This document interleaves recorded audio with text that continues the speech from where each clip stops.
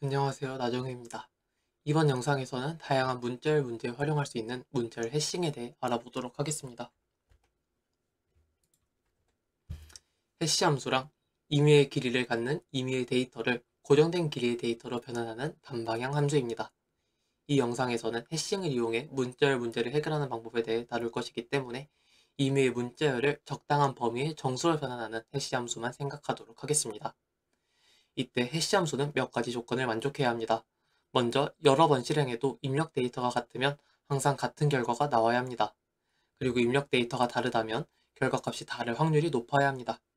임의의 길이의 데이터를 고정된 길이의 데이터로 변환하는 작업이기 때문에 비둘기집의 원리에 의해 입력 데이터가 다르더라도 같은 결과가 나올 수는 있지만 웬만하면 다른 입력에 대해 다른 결과가 나올 확률이 높아야 합니다. 이런 성질을 만족하는 해시 함수를 잘 선택한다면 길이가 매우 긴 두 데이터를 비교하는 대신 해시 함수를 거친 해시값만 비교하는 것으로 두 데이터가 일치하는지 판별할 수 있습니다. 두 입력 데이터 S와 T가 다르면서 S와 T의 해시값인 fS와 ft가 같은 경우를 해시 충돌이라고 부릅니다. 문자열 해싱을 이용하면 다양한 문제를 해결할 수 있습니다. 원래 문자열 S에서 P를 검색하는 것은 선형 시간에 수행하기 위해서는 KMP 알고리즘을 사용해야 하지만 문자열 해싱을 사용해도 선형 시간에 수행할 수 있습니다. 문자열 여러 개가 주어졌을 때 특정한 두 문자열을 사전순으로 비교하는 것은 전미사 배열과 최종 공통 접두사 배열을 이용해야 하지만 문자열 해싱을 이용해서도 수행할 수 있습니다. 해싱을 사용하면 KMP 알고리즘이나 전미사 배열, 매니처 알고리즘 등 다른 복잡한 문자열 알고리즘을 모르더라도 많은 부분을 대체할 수 있기 때문에 문자열 해싱을 배워두는 것은 굉장히 유용합니다. 해싱을 이용해 문자열 문제를 해결할 때는 주로 라빈카프 알고리즘이라는 것을 사용합니다. 본격적으로 라빈카프 알고리즘을 알아보기 전에 문자들의 나열인 문자열보다 우리에게 조금 더 익숙한 숫자들의 나열인 수를 먼저 살펴봅시다. 십진법은 10개의 숫자를 이용해 수를 표현하고 10배마다 자릿수가 증가합니다. 예를 들어서 3개의 숫자를 나열한 1, 2, 3은 1 곱하기 100, 2 곱하기 10, 3 곱하기 1의 합으로 해석할 수 있습니다. 같은 방법으로 알파벳 소문자로만 구성된 문자열은 26진법으로 생각할 수 있습니다. 문자열 A, B, Y는 0 곱하기 26의 제곱, 그리고 1 곱하기 26, 그리고 24의 합으로 해석할 수 있을 것입니다. 그러면 C가지 종류의 문자로 구성된 문자열은 시진법으로 해석할 수 있습니다. 해시 함수 f를 이런 식으로 정의를 하면 함수 f는 모든 문자열을 적당한 정수의 1대1로 대응시킵니다. 하지만 이런 함수의 치역은 고정된 길이가 아니므로 고정된 길이의 데이터로 만들기 위해서는 작업을 추가로 수행해야 합니다. 임의의 길이의 정수를 고정된 길이의 정수로 변환하는 가장 쉬운 방법은 적당한 수로 나눈 나머지를 취하는 것입니다. 라빈카프 알고리즘은 적당한 정수 C와 M에 대해 문자열을 시진법으로 해석한 뒤 M으로 나눈 나머지를 문자열의 해시값으로 합니다.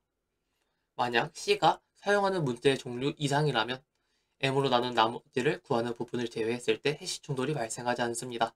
따라서 충돌은 M으로 나눈 나머지를 계산하는 것에 의해서만 발생합니다. C와 M을 잘 선택했다면 서로 다른 두 문자열의 해시값이 일치할 확률은 n분의 1입니다. 보통 문자열 문제를 해결할 때 M을 10억 정도의 소수로 잡습니다. 두 번 더했을 때 32비트 정수 범위를 넘어가지 않고 곱했을 때 64비트 정수 범위를 벗어나지 않기 때문에 오버플로우를 신경 쓰지 않고 코딩을 해도 되기 때문입니다. 만약 10억분의 1의 확률도 두렵다면 서로 다른 M1과 M2를 잡아서 두 수로 각각 나눈 나머지를 페어로 들고 있으면 확률을 10의 18제곱분의 1로 줄일 수 있습니다. 고려해야 하는 서로 다른 문자열의 개수가 4만 개 이상이라면 생일 역선에 의해 충돌 확률이 10억분의 1일 때 해시 충돌이 발생하는 쌍이 존재할 확률이 50%를 넘어가게 됩니다. 따라서 고려해야 하는 문자열의 개수가 많다면 이중으로 해싱하는 것이 안전합니다. 충돌 확률이 10의 18제곱분의 1이면 문자열의 개수가 1억 개가 있어도 충돌이 발생하는 쌍이 존재할 확률이 1%도 안 되기 때문에 10의 18제곱분의 1 정도면 굉장히 안전하다고 볼 수 있습니다. C와 M은 서로소, 그리고 M은 소수일 때 해시 충돌이 적게 발생한다고 합니다. 이번에는 부분 문자열의 해시값을 빠르게 구하는 방법에 대해 알아봅시다.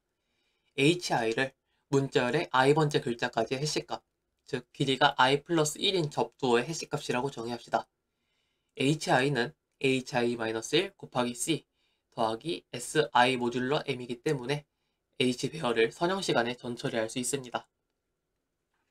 s의 l번째 문자부터 r번째 문자까지의 해시값은 hr에서 hl-1에 c의 r-l 플러스 1제곱을 뺀 값과 같습니다. hr에서 하늘색으로 칠한 부분을 없애는 방법을 생각해보면 쉽게 이해할 수 있습니다. c의 거듭제곱들도 선형시간에 전처리할 수 있습니다. h 배열과 c의 거듭제곱 배열을 전처리했다면 방금 언급한 수식을 이용해 부분 문자열의 해시값을 상수시간에 구할 수 있습니다. 이 코드는 템플릿 파라미터로 p와 m을 받아서 빌드 함수의 인자로 주어진 문자열 s의 부분 문자열의 해시값을 빠르게 구하는 클래스입니다.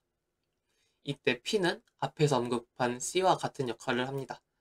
C 언어와 C++에서는 음수를 양수 m으로 나눈 나머지가 음수가 나올 수 있기 때문에 결과가 음수인 경우 0 이상 m 미만의 수로 바꾸는 작업이 필요합니다. 밑에서 세 번째 줄에 주목해주세요.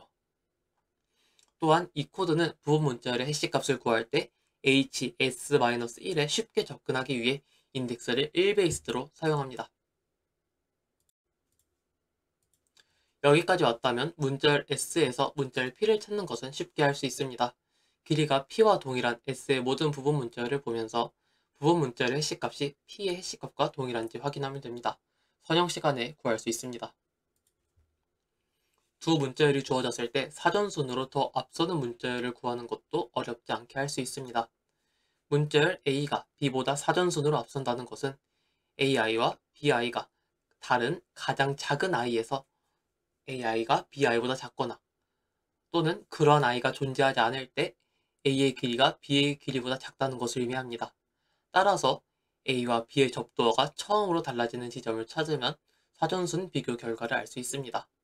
우리는 해싱을 이용해 두 문자열의 접두사를 빠르게 계산할 수 있으므로 이분 탐색을 이용해 처음으로 달라지는 지점을 찾으면 로그 시간에 해결할 수 있습니다.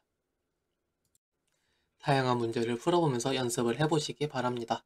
영상을 이만 마치도록 하겠습니다. 시청해주셔서 감사합니다.